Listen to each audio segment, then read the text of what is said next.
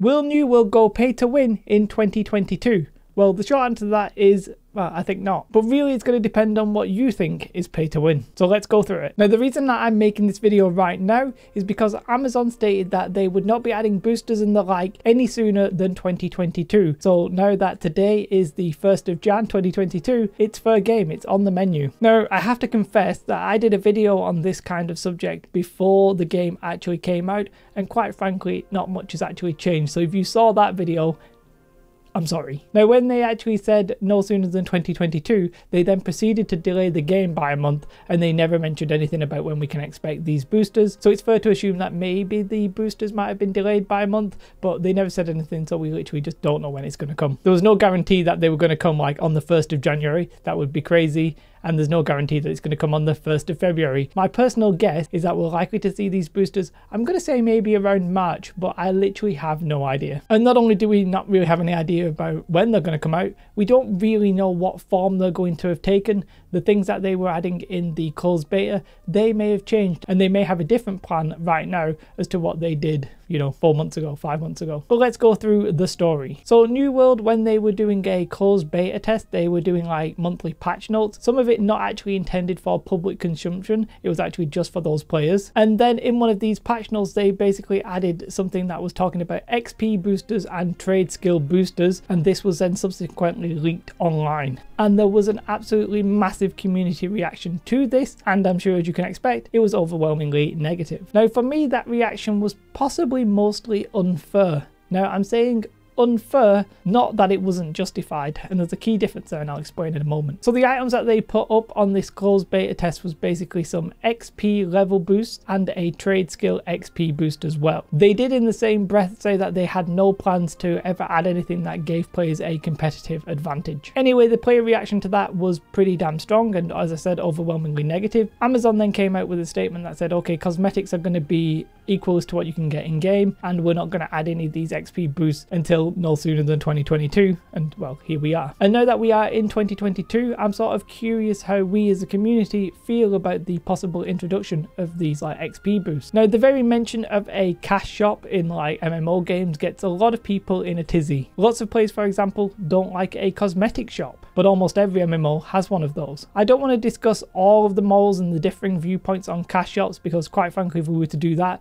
this video would maybe be like an hour long. But let's just accept that cosmetic cash shops are generally seen as like the least harmful cash shops that a game can have. And then the worst cash shop a game could have would be something that was flat out pay to win, you know, something where that the game actually sold player power. And sometimes I would even lump in here where a developer might say, oh, this is for convenience. Well, actually, sometimes I think that ends up being player power, because essentially saving the in-game time lets those players do something else with their time. So pay for convenience can actually be pay to win, in my opinion, sometimes. But then we have something in an interesting category, and this is generally what developers will call catch-up mechanics, although it's catch-up mechanics you have to pay for. And that's basically where these level boosts might fit in. Now, like them or loathe them, they're actually in pretty much every other popular MMO. Like World of Warcraft and Final Fantasy have literally level boosts where you can just skip to near max level. I think generally it's like less than max level, and then you have to finish off the rest yourself. Elder Scrolls and Guild Wars 2, they have like literal XP boosts, which I suspect we're going to get in New World. I'm sure the list of games that have this kind of stuff like goes on and on. So you might think that New World possibly adding XP boosts and trading boosts initially seems innocuous, but players have essentially always disliked this kind of thing, and when it gets announced, they always kick up a fuss. And I think I'm sort of in that camp. Like, I don't like them, I will kick up a fuss, and I'll not be overly thrilled about it. But let's be real, players like myself, I'll kick up a fuss, but most of the games I'm not actually going to stop playing if I'm enjoying it. And the developers know that. They know that the percentage of players that are going to leave, well, it's not going to match the amount of money that they make from selling this kind of stuff. Now, we don't actually know everything and anything that New World might actually sell. For example, they may end up selling the Vials of Azoth. They might also sell something where it like expands your storage capacity.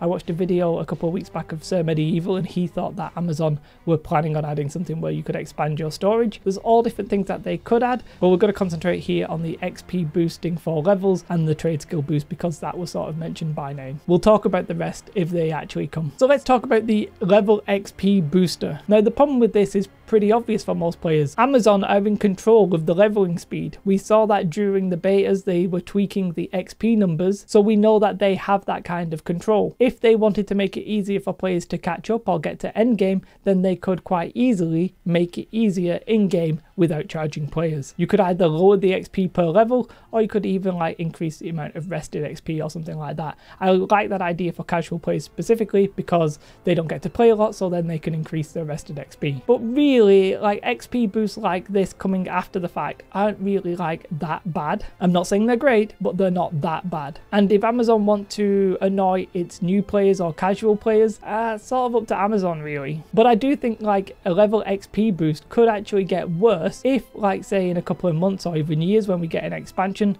and the level cap is increased. But what if these XP boosts now work for those expansion levels? Well, that means that every player is going to want them and use them, and that's going to feel awful. But sadly, I could see that happening. And then onto the one that now takes a little bit more of a meaningful tone is the trading XP boosts, because to me it sort of feels like the newly introduced aptitude system was designed with this XP boost in mind. Right now, a lot of players will probably have one crafting trade skill at level 200, and I mean the crafting trade skills rather than the refining and the gathering, because they're a little bit easier to get to 200. A lot of players who are level 600 will have one, maybe working on multiple. There's some lunatics who have like all of them maxed out at 200. You might see that posted on Reddit, but I mean that's just crazy to me. Now, we've actually already seen Amazon make most of this crafting a little bit harder for people when they tweaked it to make it so that it was actually more worthwhile to do the higher tier than the lower tier mats on repeat. So we've seen them make it harder. If they really wanted it to be easier, I'm sure they could literally just reduce the amount of XP required each level. But again, they don't want to do that for one simple reason: money. Now, I think most players are going to be annoyed by this because it's sort of going to feel like it's going to devalue their effort. If you've got 3 crafting skills up to 200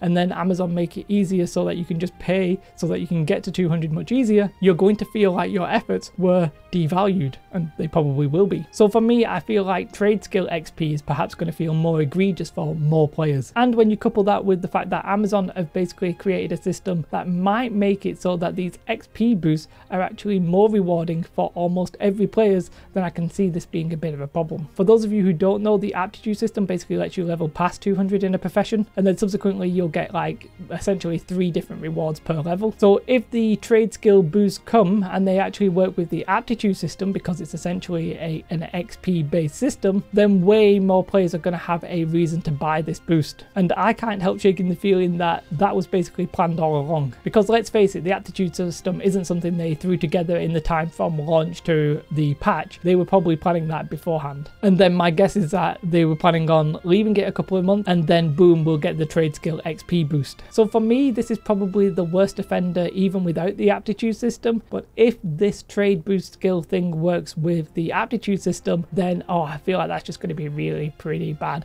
and the communities will not be happy if that is the case, because it sort of feels like it's going to start crossing the line and actually giving a competitive advantage, because you'll be able to pay money to more easily get in-game reward, and that could be a little bit dangerous. But of course, that is speculation. We actually don't know if it's going to work with that. They might not even do a trade skill boost at all. We just don't know. So we don't really know where Amazon will have settled on this subject. It's been a month since they made their initial press release, and even their own thoughts and feelings may have changed. I personally think that Amazon may have been surprised by the community's reaction to the cash shop leaks, considering pretty much all other popular MMOs have something similar. Not every MMO, but a lot of the popular MMOs have like XP boosts, as I mentioned before. I personally think that they're just hoping that the months between the controversy being leaked and when this actually goes live, they're just hoping that most people will be less angry about it. And I suspect most people will. I also think for most players, New World will not be considered a pay-to-win MMO, no more than Final Fantasy, no more than World of Warcraft, etc. Lots of players are going to be angry about it,